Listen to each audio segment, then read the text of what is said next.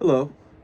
It's been over a week since I've done one of these videos, and I thought I would do one because they actually help me kind of restart, refresh, reorient. Like I uh, figure out where I am in time and space. Um, a lot of times you just kind of keep going on like autopilot.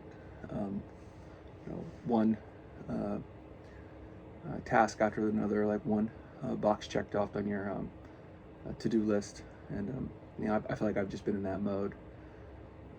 We're week five of we're starting week six of the semester at CNU, the spring semester, and um, things are going great. It's one of those things where I've been doing this job for since 2014. You know, I don't think I'm on autopilot, but there's not a lot of like surprises in my work.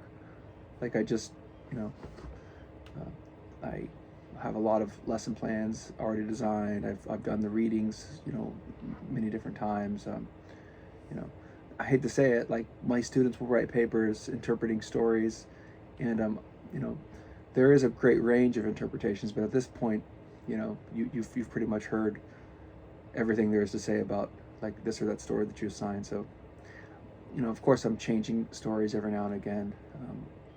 Like I'll you you you you you can't completely change every story because then it's like you can't keep up with the grading. You can't keep up with the reading.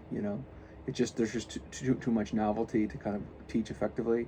So you have to bake in a certain amount of repetition in your syllabus. But every now and again, you just have to do something different. So actually, in my introduction to literature courses, I have a like a modular week. It's like it's not 1 week, it's 2 weeks, modular 2 weeks, where I usually have like a cluster called a thematic cluster, where I leave that for me to, you know, last semester I did a Gothic fiction cluster.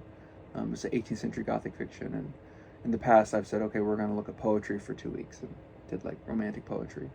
But generally it's like an, uh,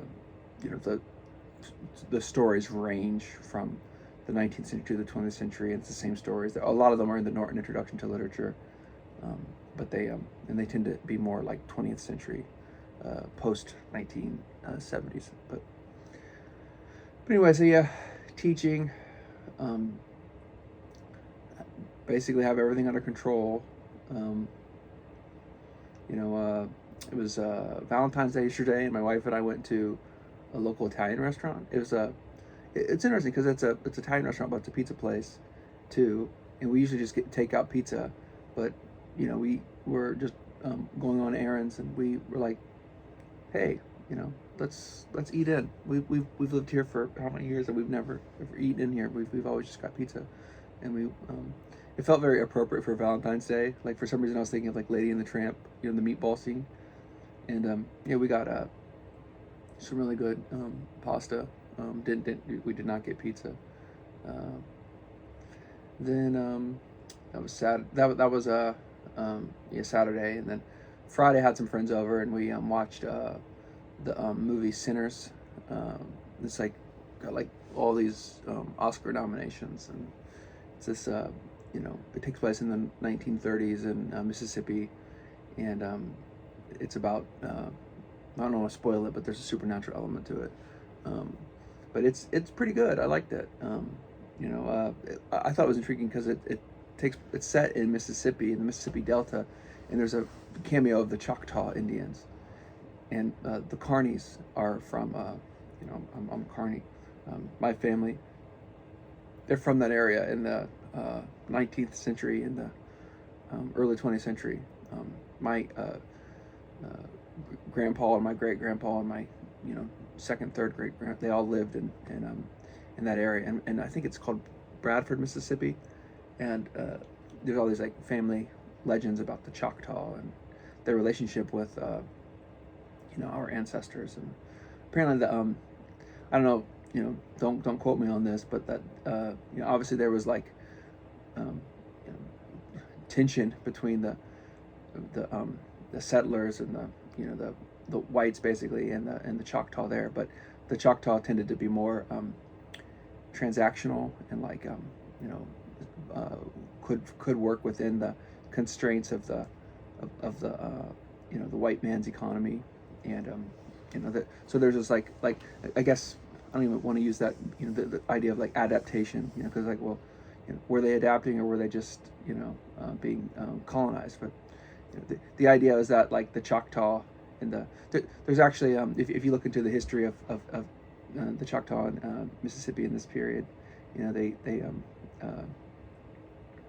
it's not as antagonistic. Or I'm hedging, because some people would say it was very antagonistic, but it's not this simple like you're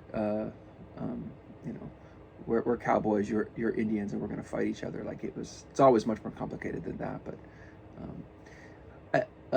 anyhow, the Choctaw show up in that movie, and I was like, oh, that's interesting. I've heard my family talk about them a lot, that nation. But yeah, what else? So watched that movie. I thought it was really intriguing. And then just been like, I've been reading a lot. Finished this Warhammer 40K book. I think it was I had just started reading it the last time I did one of these, and it's called A Storm of Iron, and it's by Graham McNeil, and it's about a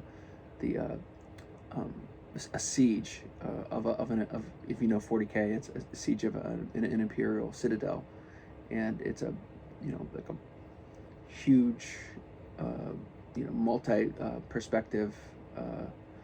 You see the point of view of like the imperial officers. You see the point of view of like kind of a commando, an imperial commando, reluctant imperial commando. He doesn't start off as a commando. He just kind of gets forced into this role. You see the point of view of like some captains in the Chaos Army. You see the point of view of some of the Mechanicum, like basically the engineering logistics people. It's really neat. It's like the event of the siege is what's priority, and then everybody's point of views is kind of subordinate to the event. It's not like a hero-based story. If anything, there is a main point of view character, but it's not fair to really call him a main point of view character, because there's so many point of view characters.